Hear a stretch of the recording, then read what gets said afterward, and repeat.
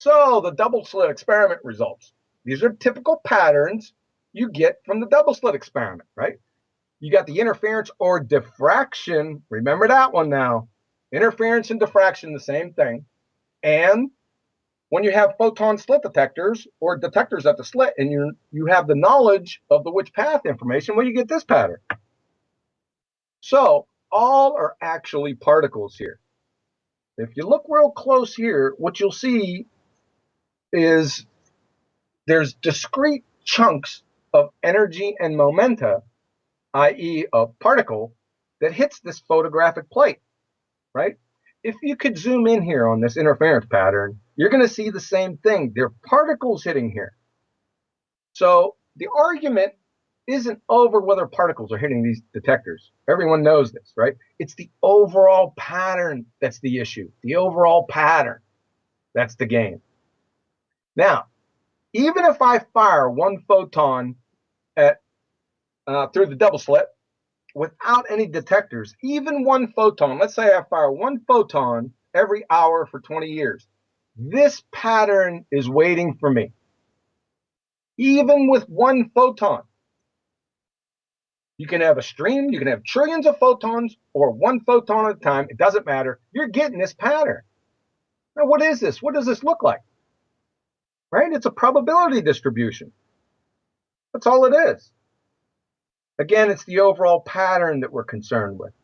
And number 4, the Schrodinger equation. Now, what he did was reverse engineer this interference pattern. They got thousands of these patterns over and over again. Now, I'm not trying to diminish or slight Erwin Schrodinger for what he did. I mean, it was yeoman's work to come up with this wave equation, and he received the Nobel Prize for it.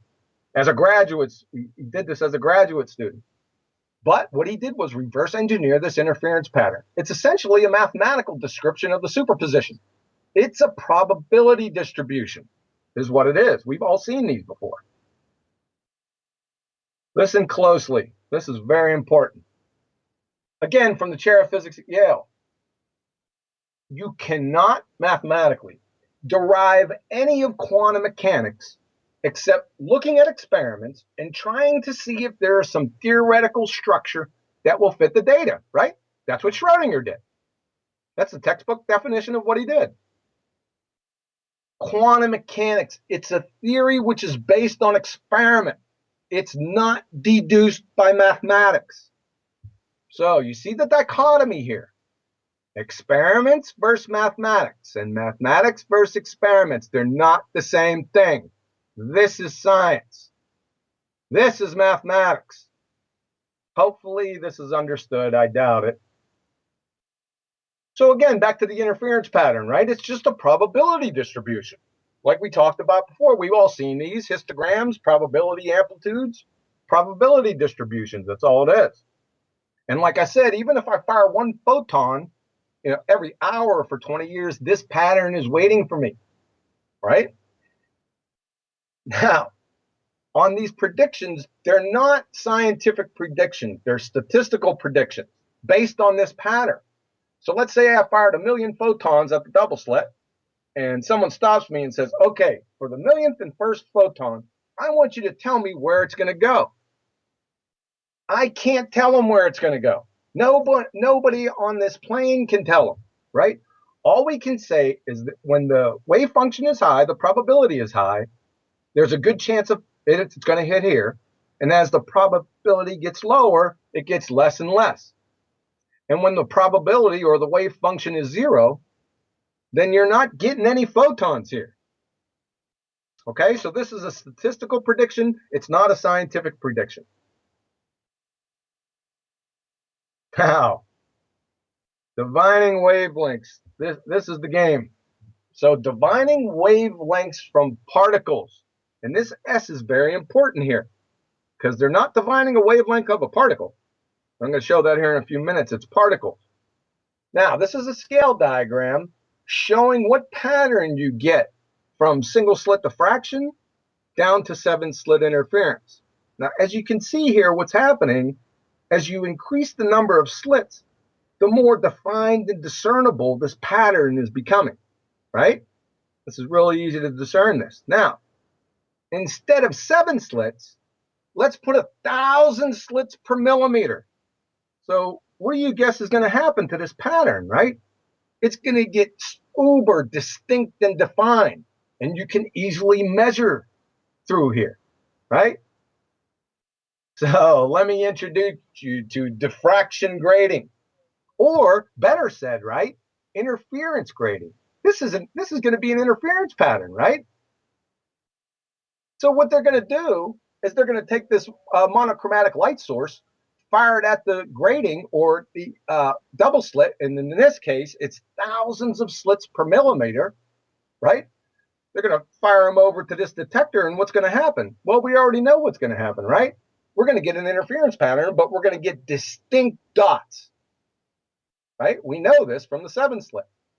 So what they do is, when they manufacture a wavelength of particles, that's important. What they do is they fire this monochromatic light source at this diffraction or interference grating. They take the number of slits, then they take the distance between the diffraction grating and the detector, then the angles here between the 0 order, 1st order, 2nd order, and 3rd order. Then they take the distance of these dots, right, between the 0 order and then the mean values of the 1st order, 2nd order, and 3rd order between these guys. And voila, what pops out with a little trig? The wavelength. But wait a second. This is an interference pattern. The interference pattern is governed back here by the wave function. But we already discussed that the wave function isn't real. So you're getting a wavelength, something real from something not real? What? And remember, this is particles right here, right? We can debunk this real quick. With one particle, I want a wavelength for a particle. So what I'm going to do, I'm going to put the most premier physicist right here. I'm not going to have him look back here at me. He's going to look at this detector. I'm going to come back here with a laser. I'm not going to tell him what color it is. I'm going to fire one photon through this diffraction grating. It's going to hit this detector. My question to him, give me the wavelength. Right? He's going to look at me like I have 35 heads. And right. Sorry, I know this is an unscheduled stop, but Arwin, were you paying attention to that? Yes, I was. Okay, so did it make sense in terms of how the mathematics extrapolates out the wavelength? Oh, getting a bit of feedback. Yeah. Yeah, they presumed different speeds of the light. I know. So you've got all of these different orders of individual quanta that, can you just pause whoever's got their mic open because you're causing feedback. So whatever order you get, you can then extrapolate out from the individual quanta that hit the detector what wavelength you get. But with one, which is what John's just about to say on this presentation, you couldn't extract out that mathematical formula. You still had a detected quanta hit a plate or a sensor, but you can't extract... a minimum required registerable amount. We just have to have more than one single particle hit the plate to extract out the wavelength. So it's a mathematical construction that's derived from single particles hitting the plate. But when you get more than one, you can get the maths. Hold on, that's a mathematical deduction. Because it's not a mathematical. John, can I just ask a question? I have a backup reason. I'm going to go on mute. Before you argue, this is whistling past the graveyard. Look, go ahead. It's a minimum amount of energy required in order to register on the plate. Okay, you know this. And this is probably what they based the photon unit energy amount on. They have to register some kind of amount somewhere. That is how science works. That's how they proceed. Okay. I don't know what you're on about. So I thought we'd gone past the bit where you were going to go and study the photoelectric effect. Now we're on to how they get the mathematics of the wave to call it a wave, Nathan, and have people assume that you need a medium for this wave to traverse. No. No, I'm not discussing any of that. I know that the wave is an apparent effect. That's the name of this show, Arwin. So while this might be the penny dropping moment for you and hopefully some members of the audience, yes, this is absolutely where we get the misapprehension of a wave, when in fact it's a mathematical derivative of something they have extracted given these orders that I'll now put back on screen. Let's get it back up. Nathan, could I just ask John a quick question? That's exactly what I said. Yeah. Okay, Arwin, good. Glad we're all in agreement. So definitely not a wave then.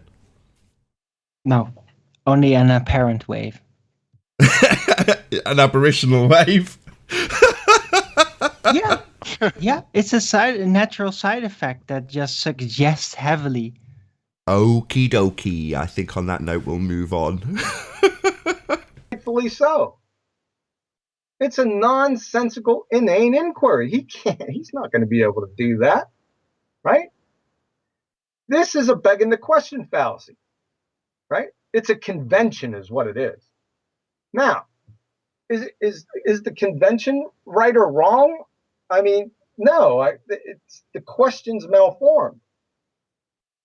Conventions aren't right or wrong, they're just conventions, right?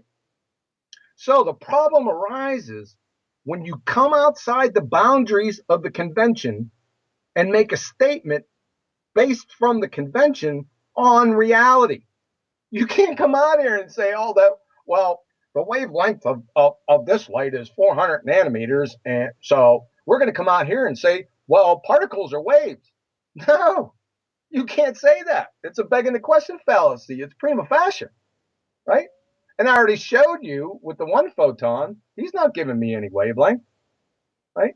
It's just a convention. It's used for communication, right? If somebody says 400 nanometers, or you read it in scientific literature, 400 nanometer light, well, everyone knows that's UV light.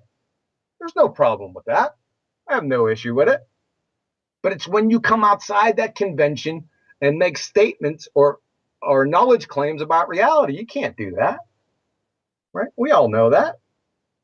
So when they manufacture a wavelength, and that's exactly what they did, well, then frequency is a cakewalk, right? Because frequency is nothing more than the speed of light over the wavelength, or lambda. Well, we already established that the wavelength, that's a begging the question fallacy convention from above. And the speed of light is also a begging the question fallacy convention. We're not going to talk about that here. Maybe in a future presentation we might get into it. But what you got here is the begging the question fallacy sandwich. That's all you got. Sorry, did you want to add something to that, Adam? It was just a query, really. Just maybe a point of understanding with regards to what John was saying. So just a question. So what you are saying there is that with that previous experiment, that the wavelength of light is back calculated mathematically based on the probability distribution of lots of particles, but it is impossible to calculate based on any wavelength, which shows it is particulate in nature as opposed to any form of wave in a medium, because the wavelength is just a mathematical presumption on the probability distribution.